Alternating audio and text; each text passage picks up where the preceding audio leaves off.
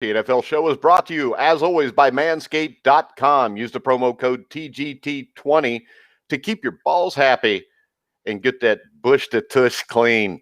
So use the promo code TGT20 at manscaped.com. Get 20% off your purchase and free shipping. I am your host for the NFL show, Mike Goodpaster. Right now, I'd like to welcome in my co-host, Sam Teets. How you doing, Sam? I'm doing great, Mike. How about you? I am doing fabulous. And we had another weird week in the NFL. And we're going to start off by the Bucs getting that ass busted by the New Orleans Saints. And this is a game I thought would be competitive. I thought these were two of the best teams in the NFL. I thought it would be a toss-up, and it wasn't, Sam. Yeah, I think you, me, and Steve all picked the Bucs to actually win this game. I think both from looking around, most networks, most analysts picked the Bucs to win this game, and it wasn't even close. I mean, by halftime, you could have turned the game off, and you really wouldn't have missed anything.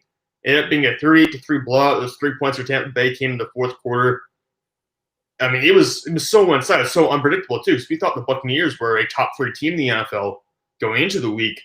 And then this happens, and now New Orleans is in first place in that division, and they've beaten Tampa Bay twice this year. Yeah, and you had a returning Michael Thomas, Emmanuel Sanders, Traquan Smith, Deontay Harris, Taysom Hill, who looked as versatile as ever, Jared Cook, and you got Alvin Kamara. This is an offense. I would say this. Last year, I think the Saints really benefited from Drew Brees being out 5 or 6 weeks. I think they may have benefited by missing Thomas and Sanders so much because guys like Smith and Harris and Hill and Cook had to do a little bit more. And now when they come back and you add them to this collection of talent they've already got, the New Orleans Saints look really good offensively, and defensively, they were extremely good, especially getting pressure on Brady with Cameron Jordan. And this looked a little bit like the Buccaneers offense we saw in Chicago about a month ago. Yeah, I mean, they were playing phenomenal. Like you said, getting those backups to play a more significant role in the offense might have helped out. Even backup tight end Adam Troutman is a rookie, I believe, had 3 catches for 39 yards and a touchdown last night. And it wasn't even Cameron Jordan getting the sacks necessarily. You had Malcolm Brown, who's a former draft pick by the New England Patriots, Trey Hendrickson, Marcus Davenport, who's a former first-round pick for New Orleans. They have all these other guys contributing as well.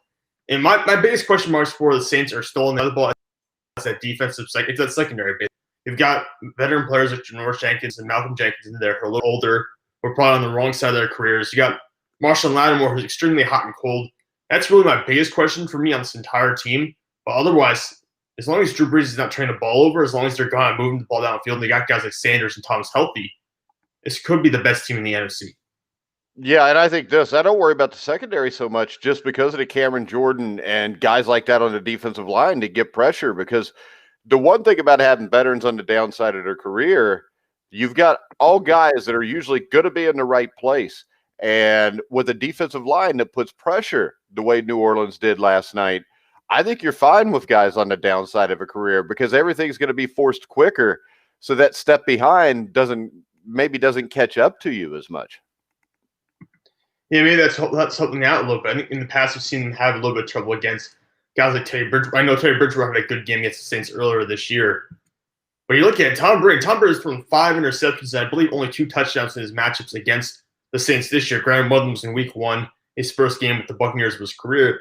But at the same point, if you're able to contain Tom Brady in an offense that has Mike Evans and Chris Godwin and Antonio Brown, if you're able to contain that and restrict them almost entirely, destroy the running game whatsoever, you really have to look at this defense and say, if they can do this against a powerhouse like Tampa Bay, they could probably do it against Green Bay as well.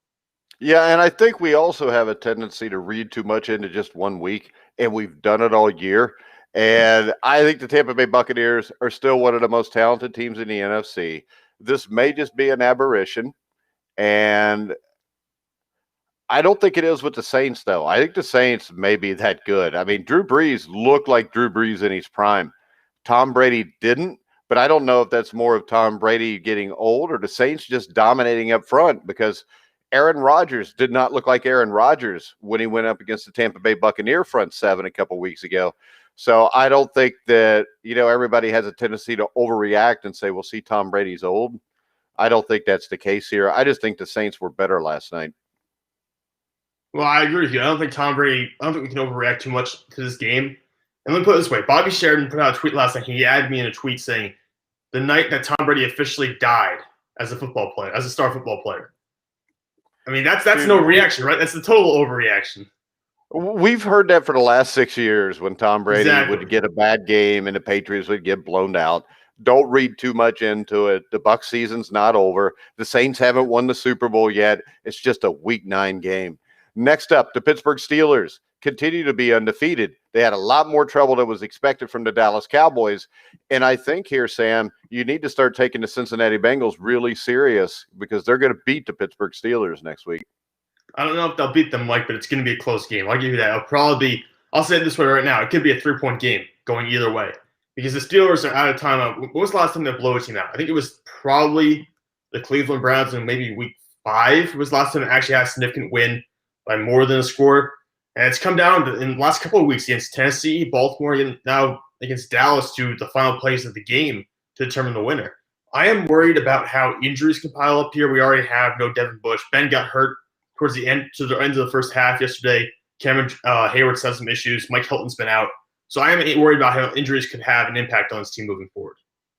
Yeah, and I do want to bring up the fact that even though the Dallas Cowboys aren't very good, they're still an NFL football team. It was still on the road, and the Steelers still found a way to win. And, any team, if you look back at the Dolphins when they went undefeated in 1972, there was close games there. Especially when you get to the playoffs where they're beating Cleveland by a touchdown. They're beating Pittsburgh by 3 points, or in Pittsburgh, they win the Super Bowl 14-7.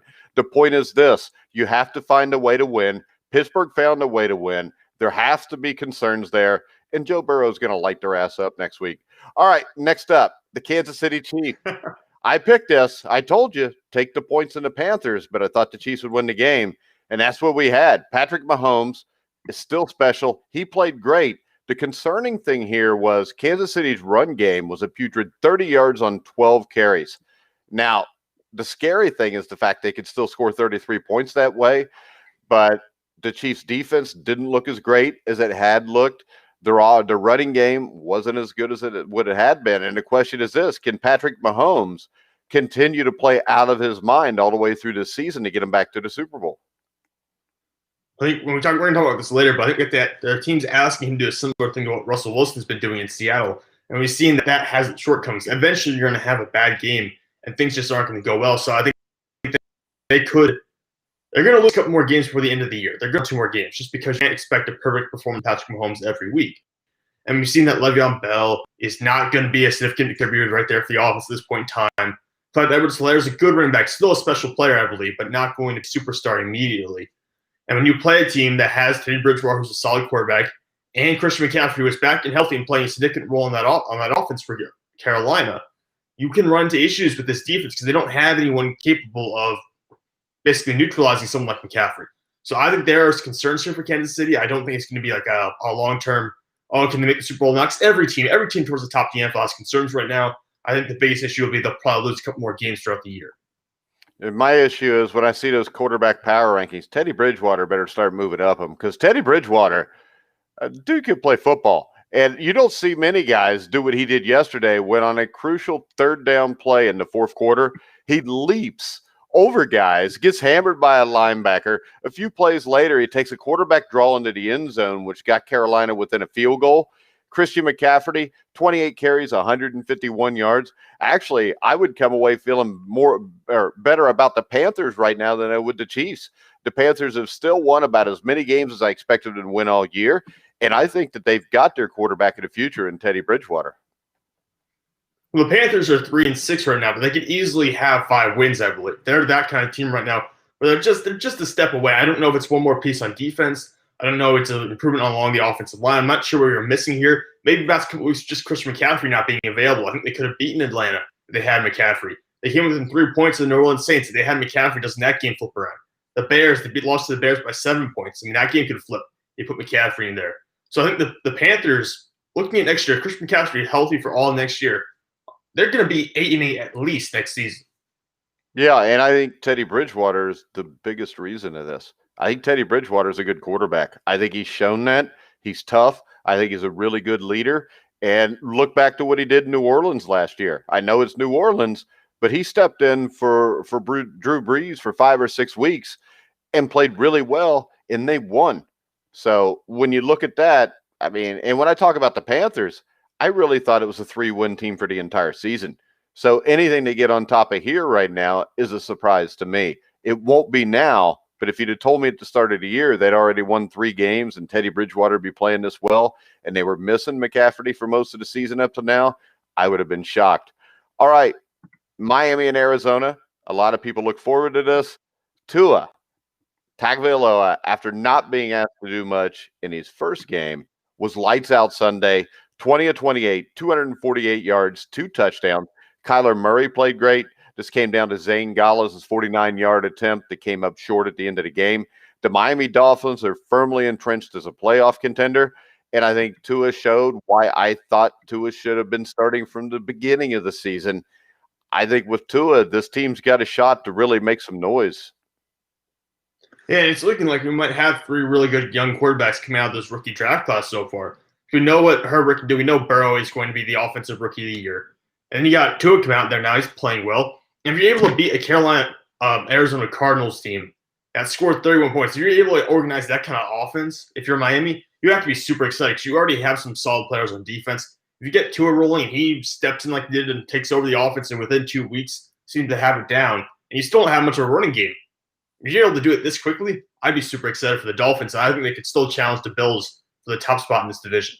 Yeah, and I don't know the last time we saw 3 quarterbacks come out to look like these guys this quickly in their careers. I can't think of a time. Even people will talk about like the Rivers Manning Roethlisberger draft, but it wasn't like they came out and started right away. I mean, Manning was splitting time, Rivers was sitting on the bench. Well, Manning started right away. Manning started right away. Wasn't he splitting time with Kurt Warner? Or am I just messing the year up? Peyton Manning or Eli? Eli Manning. Oh, Eli. Okay, I don't care about Eli. Yeah, Eli. Yeah. So that 2000. Eli started like week 6 or 7. I think maybe even week 11, because I think the Giants were like 5-5 and had a shot to make the playoffs, and then they benched him and went the rest of the season with Eli. So that's what I'm saying. These 3 guys. And they all seem to follow the same thing. Their first game's a little rough. They make a few mistakes, but once their second start on, they've been pretty much good as gold. And they're 3 of the best quarterbacks in the NFL right now. I think you could put all 3 of them in the top 10. No, I agree. They're right there. And I think because there are other proven veterans up there, I think they're going to all end up in the top 15 in my quarterback power rankings. And that's still an incredible accomplishment for these guys. Think about it. We're not used to having rookies step in and play this well immediately. I mean, we have guys in the past who've come in and thrown 20 interceptions in their first season. We're not going to have anyone do that this year. No, and actually, all 3 of them are going to put up crazy numbers. Next up, Josh Allen, who I always like and you always trash, played pretty good yesterday. 44-34 over the Seattle Seahawks. I'll say it again. It's what I said before. I would drop Josh Allen for the way he played, but Josh Allen's a good quarterback. He's got Stephon Diggs. He's got John Brown. Tyler Kroft played well. And really, the Buffalo defense, even though they gave up 34 points, most of these were late. The defense played really well against Russell Wilson yesterday. No, they did a really good job. And Seattle was without, I think, their top 3 running backs, so they had trouble establishing the run all day. But Buffalo was getting pressure. But Buffalo has not gotten pressure significantly throughout the season. That was one of the biggest holes based on what they had last year compared to this season. They hadn't been able to rush the passer. Russell Wilson's one of the best quarterbacks in the pocket, one of the best guys at maneuvering around and getting out of pressure. Yeah, Buffalo still got 5 or 6 sacks on him the other day. I mean, they played great up front, and really that caused Wilson to make a lot of mistakes, including 2 fumbles and 2 interceptions. They did a great job at manipulating him all day long. Yeah, and the scary thing for Seattle, 6 quarterbacks now have thrown for 300-plus yards against the Seattle defense. That's going to be the killer for them, because if you look at a team like New Orleans, I think it's a bad matchup for Seattle right now because the Saints' defense is better, and they can pressure the quarterback. So let's move on, and we're going to move on to a game where you and Steve Risley were right, and I was wrong, but I was only wrong because the Colts pissed it away. Baltimore beats Indianapolis 24-10. This is a game without the fumble. I mean, right now there's no running back in Indianapolis. You lost Marlon Mack, and the guy from Wisconsin is not getting it done right now. No, and I think you were saying Jonathan Taylor was the top back in the NFL draft. I thought he was. Year, I was wrong. I was wrong. All right, there you go. I think that's the first time I heard you say that on the show. But it's the first time I've been wrong. Yeah, first time. Yeah, I'm gonna remember this. But yeah, I mean, really, you're right though. The running game, which was so important for the Colts last year, it's just not there. And guys like Jonathan Taylor, they're making mistakes. Understandably, he's a rookie, but at the same point, these are mistakes you can't be making with that kind of offense where you have Philip Rivers, and he's proven that he can take advantage maybe of the weaker teams in the NFL, like Detroit or Cincinnati, but he can't do it against a Baltimore defense. He can't do it against a Pittsburgh defense. So to me, the running game has to be almost perfect if you're going to have the Colts put up 24 to 30 points per game, and it's not. Yeah, and I think the same thing you can say for the Ravens, though, because Lamar Jackson, 170 passing yards, stretched the Colts defense just enough to open up the run game a little bit in the second half. I'm still not impressed with the Ravens. I think they're a well-coached team that can run the ball. The defense, I think, is above average, but I still don't see them as one of the upper 5 or 6 teams in the NFL. I think it's hard to say what they're not one of the upper 5 or 6 teams in the NFL just because of how much that group has been jostled up the past couple of weeks. Well, I don't think they're as good as Buffalo. I don't think they're as good as Kansas City. I don't think they're as good as Pittsburgh. 2 of those 3 have already beat them. New Orleans. I mean, I think if they played Seattle, they'd have problems because I don't know if they could score enough points to be able to beat Seattle because Seattle is going to put points on them with Russell Wilson. That's why I say when I'm looking at the top 5 teams, I don't have Baltimore there. I think if Lamar Jackson picks it up and plays better, they can be there. But right now, I mean, it's going to be hard to win in the NFL nowadays with a quarterback throwing for 170 yards a game. Yeah, what we're missing from Lamar Jackson this year is he doesn't have any of the really big running games. He used to have games last year where maybe once every 4 or 5 games he would have 100 rushing yards. He hasn't had that this year. And also the deep passes. I mean, he led the NFL in passing touchdowns last year. Part of the reason why he won the MVP was because of that. Yet he hasn't been able to connect with wide receivers consistently on deep passes, and part of that is, yes, his wide receivers are not that great. But he's able to do it last year, and for some reason, it's just not getting done. I think it's the way they're defending him. I think everybody sees the way you beat him, which you play cover 3, cover 4, keep everything in front, don't give him the deep ball. Your defensive ends, contain. And if you've got a linebacker that can move side to side like a Darius Leonard, you're not going anywhere. And they're basically boxing him in. And the only way I think he's going to get back, at least against good teams, to throwing or to running the ball with any significance is to be more successful throwing the ball, especially intermediate routes, 15, 20 yards down the field, especially outside the hashes. Because until he can stretch those linebackers where they can't just shadow him, I think he's going to have a hard time running anymore because teams know what's going on. I mean, the Bengals, he didn't rush for any yards against. Yeah, and also that offensive line's not nearly as good as it was last year. You lose Brian Staley, your all-pro left tackle, Marshall Yonda, guard retires. It's a new offensive line in Baltimore. It's not nearly as good as it was last year. That doesn't help at all. All right, the Titans got back on track with a 24-17 win over the hapless Chicago Bears offense. A.J. Brown is a monster, Sam. Yeah, he's going to be really good. I mean, he's a physical specimen. People will talk about like the DK Metcalfs of the world, but A.J. Brown, I know he doesn't have like the prototypical height that makes him look like one of those guys, but he's just got the physicality to go out there and just muscle past these guys, past defensive backs. He's going to be one of the best wide receivers in the NFL in a couple of years. All right, and Matt Nagy's offense in Chicago is obviously broken. The Browns earned just 3 first downs through 2 quarters, didn't score a point until the 4th quarter against a defense that was missing his top pass rusher. Nick Foles, I hate to say this about an NFL quarterback, but he almost looks afraid to get hit anymore. And he got, once again, a second half full of empty stats where he throws for 335 on 52 attempts. But the run game is non-existent, and that was even before David Montgomery got dinged up. And I think the only way they're going to be able to be successful is to be able to run the ball. And for the Titans, we saw Desmond King make an impact shortly after he arrived in Tennessee. Yeah, they needed Desmond King to come in and be a good player for them because they had issues in that secondary. He comes in and immediately gets that fumble recovered and starts making big plays. For Chicago, though, you have to be so disappointed because you have a good defense this year. You helped the Tennessee Titans to 24 points. I mean, you held Derrick Henry to 68 rushing yards on 21 carries, 3.2 yards per carry. That's a great outing against Tennessee. The issue is that you can't score more than 24 points. You can't score 20 points. I mean, that's a problem right now. You haven't found an answer if you're Chicago. And I like Matt Nagy. I think Matt Nagy is a good coach. I think he's an NFL head coach. But at some point, you have to wonder with him, the GM, how many years are you going to get where you don't have competent quarterbacks, and that's going to be your excuse for holding your team back? All right, a place where there are two competent quarterbacks right now. Let's go to the Las Vegas Raiders, 31-26 win over the LA Chargers.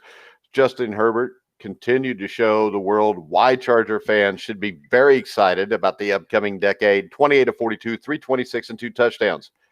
But Derek Carr, to me, is a guy that I think starting really last year, is a guy that's really become one of the better quarterbacks in the NFL. He doesn't get credit for it, but he is a hard-nosed guy. And the thing that's really stood out to me, especially the last few weeks, his ability to extend drives when you're facing a 3rd and 10 or a 3rd and 12. He's really been able to make those plays on 3rd down, which is, I think, was the difference in this game yesterday. Yeah, I don't know why he doesn't get that kind of credit. He completed 70.4% of his pass attempts last year. He's one of the best quarterbacks in the NFL.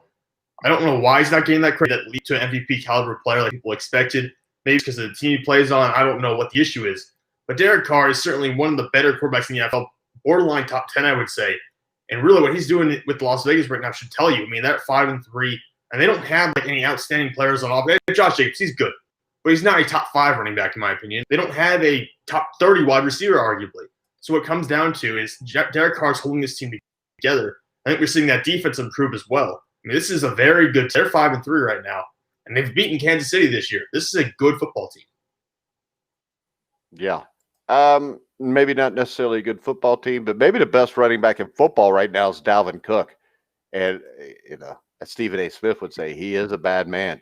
He ran for 206 yards on 22 carries yesterday, and it allowed Kirk Cousins to find wide open receivers off of play action. I'll say it again. I think for teams below 500, the Minnesota Vikings are the last team you want to see show up at your door to play a game, and that was shown again yesterday. For me, it's probably Minnesota. Maybe you could throw Atlanta in there, but I think Vikings are much more of a complete football team than the Falcons at this point. Those are teams you don't want to play because of how good they can be. And Kirk Cousins, it looks like the offense is finally kind of finding some flow here where you're getting him in the play action, getting him to have those opportunities that he usually enjoys. 220 yards, 3 touchdowns, but obviously the star is Dalvin Cook. I mean, he averaged 9.4 yards per carry on 22 carries. Those are college football numbers. You would expect that from someone like Travis Etienne against the Georgia Tech team. You would not expect that against a pro football team. Right now, he's got 858 rushing yards and 12 touchdowns in 7 games. He's dominating the league right now, and he could lead the Vikings to maybe 6 or 7 wins here. I don't know what their schedule is, but I think they could get to 6 or 7 wins. I'm looking at it right now. And what's the record right now? 3-5? 3-5. They go to Chicago on Monday night. If they win that game, they follow that up with Dallas. You could be sitting at 5-5.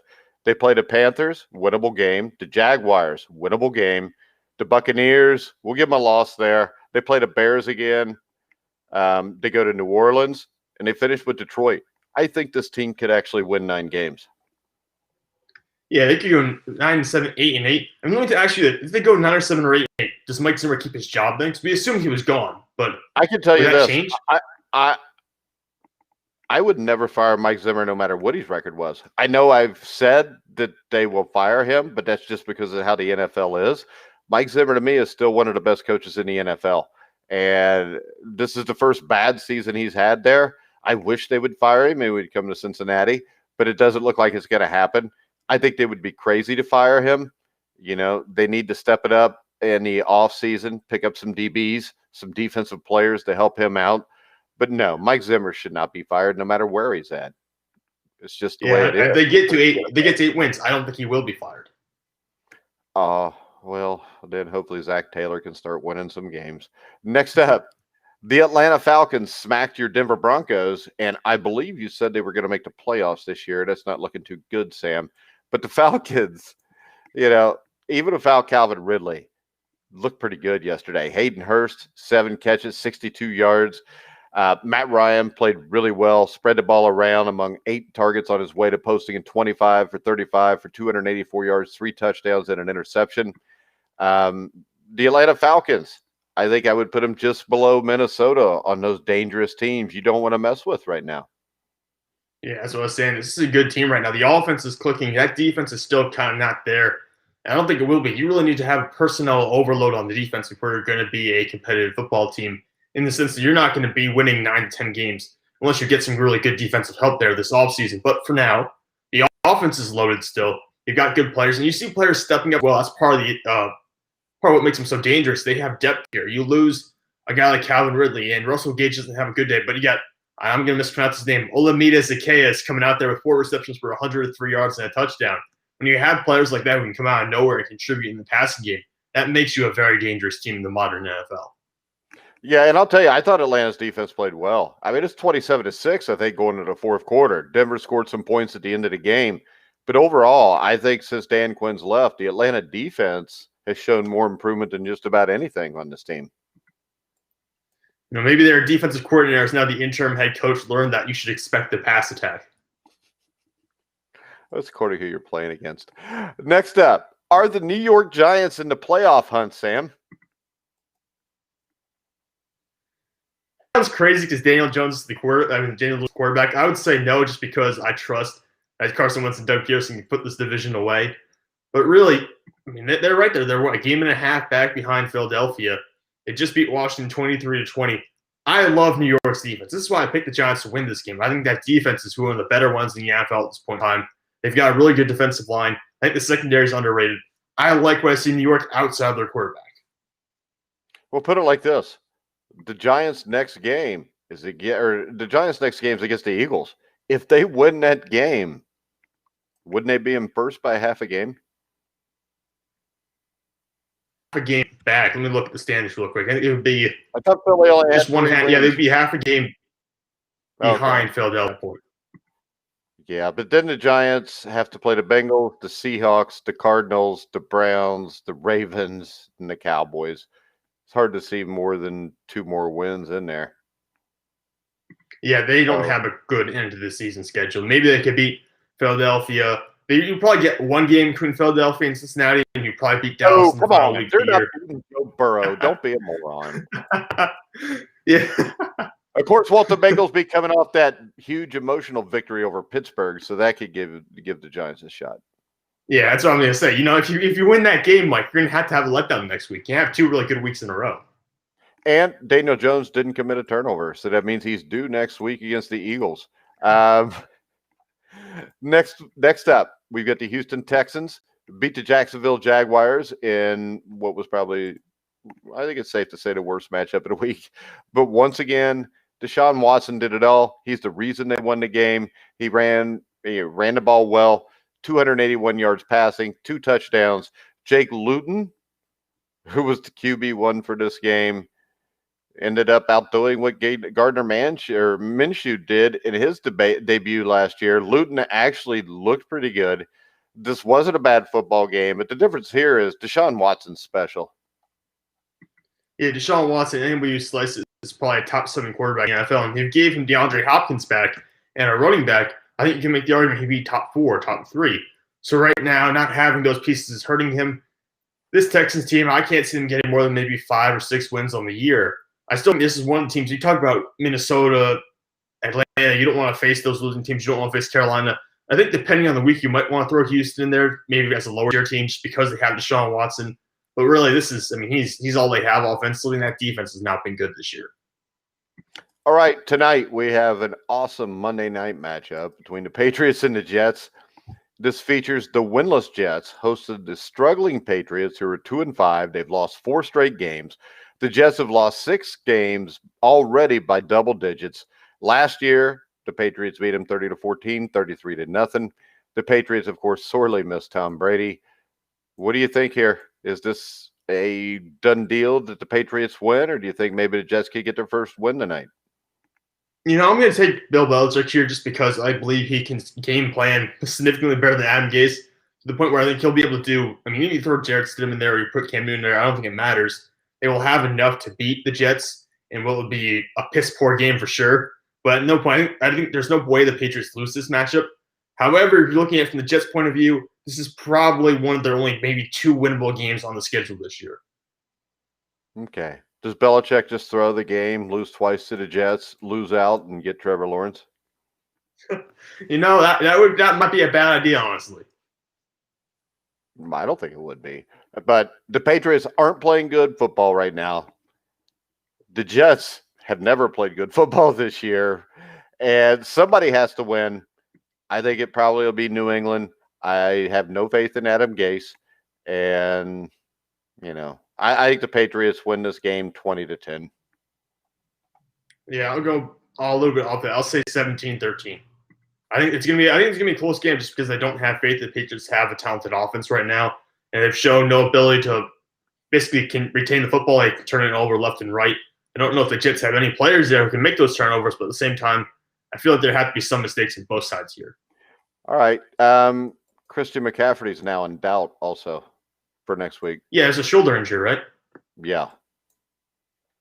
Yeah, that's going to be rough for Carolina. When they have him back on the field, obviously, like we saw this past weekend, I mean, they're a different team with him on offensively. They can challenge Kansas City because they have Robbie Anderson, DJ Moore, Teddy Bridgewater, Christian McCaffrey. That's one hell of a lineup. When you put that out there, you can score 35 points per game. The issue is that without him, I mean, Mike Davis is a decent backup running back, but he's nowhere near where Christian McCaffrey is. All right. Any other sports news we want to talk about? I think it's all the NFL news, actually. It's a fairly quiet Sunday. This is Except for the fact that we might see Alex Smith start more often for Washington because I think Kyle Allen had like a dislocated ankle or something like that. Well, let's minor hope fracture. so. I want to see Alex Smith get a shot here. Yeah, well, he didn't look that great the other day. Threw 3 interceptions against Giants defense. All right. Manscaped.com. Sam, have you shaved your Go to balls yet? Manscaped. Go to manscaped.com. You know at this point. Use promo code TGT20. You get 20% off your first order and free shipping. Look, it's good quality products. It's cheaper than anything you can buy in the store. And you absolutely, if you're a man, you absolutely need to have this. So make sure you go out and use promo code TGT20 and get 20% off your Why first is order it and you're free a shipping. man that you absolutely have to have this, Sam? Why? Yeah. It's a quality product, Mike. Why wouldn't you want to have this for 20% off? Well, I'm just asking because you said that if you're a man, you need to have it. So I'm trying to sell a pitch here, Mike. Don't question me. no, I was just trying to see what you think makes it so great as a man to use Manscaped. I don't have any logic here, Mike. I was just trying to throw some words together and it made sense. Oh, so there was no reason for it. All right. Well, hey, if you like smooth, clean balls, you want to go to manscaped.com. Use the promo See, code. that was better. See, I'm trying to get you to catch up here because we're supposed to be funny, but you don't come up with any cool things like Bush to Tush or anything like that. Because I know you have plenty of ideas. I don't want to stunt your creativity. Well, I'm trying to get you to come out of your shell, though. Yeah, I know what you're trying to do, Mike. I know what you're doing. Yeah, just if you use Manscaped, then sometimes it'll look like you're coming out of your shell once you've shaved it.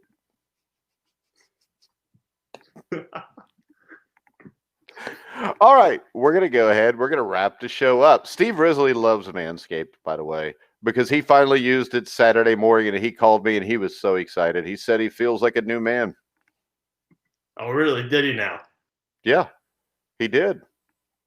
And he said that, the extra tweezers they threw in with the magnifying glass and the flashlight made everything much more comfortable. Imagine. All right, guys, we're going to wrap it up. We'll be back tomorrow. What do we got? Quarterback rankings or NFL power rankings tomorrow? Quarterback power rankings will be tomorrow. Quarterback power rankings tomorrow at 1 o'clock live here on The Grueling Truth. You can hear us live on YouTube, Facebook, Twitch, DLive, Periscope. I don't know, a bunch of other places. But for now, for Sam Teets, I'm Mike Goodpaster. You've been listening and watching to The Grueling Truth, where the legends speak.